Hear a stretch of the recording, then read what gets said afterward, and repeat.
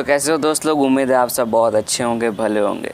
तो happy Rakshabandhan to all, जिनकी बहनें हैं उनको भी और जिनकी नहीं है उनको भी। मैं गौरव झारखंड का रहने वाला हूं।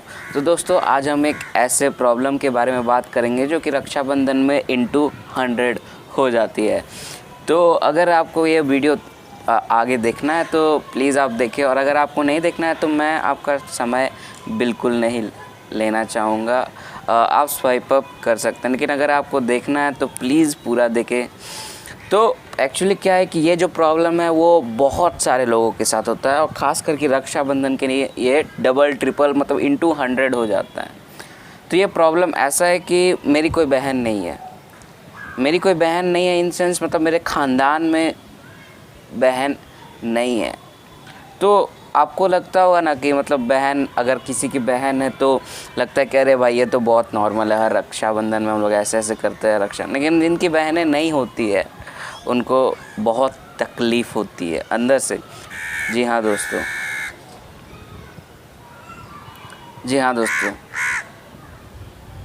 तो दोस्तों मैं जो आपको बता रहा था कि मेरे परिवार में कोई भी बहन नहीं है। मतलब मेरा परिवार लौंडों से भरा हुआ है, लौंडो भाइयों से भरा हुआ। और ऐसा बहुत सारे परिवार है जिनमें सिर्फ भाई हैं, कोई बहन नहीं है।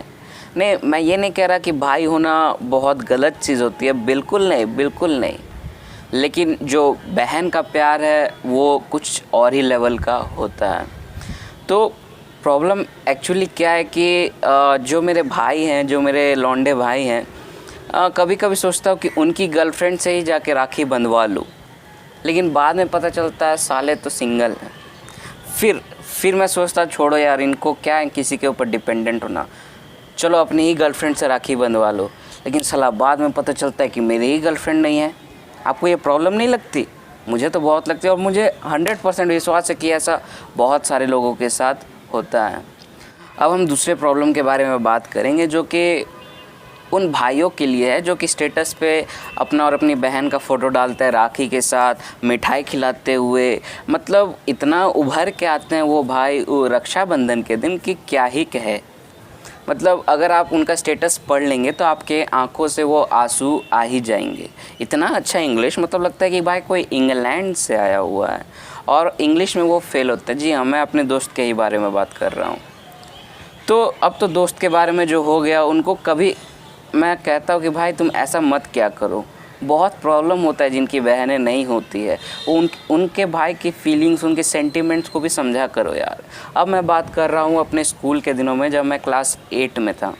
मतलब क्लास 8 तक तो वो लड़कियां आती थी मुझे राखी बांधने, रक्षाबंधन विश करने, दूर दूर सेक्शन से आती थी। जैसे मैं अगर बी में हूँ तो वो जी सेक्शन से आती थी मुझे रक्षाबंधन, क्योंकि उस समय मैं बहुत क्यूट लगता था। तो वो आती थी और रक्षाबंधन राखी बांध के जाती थी 8 क्लास तक।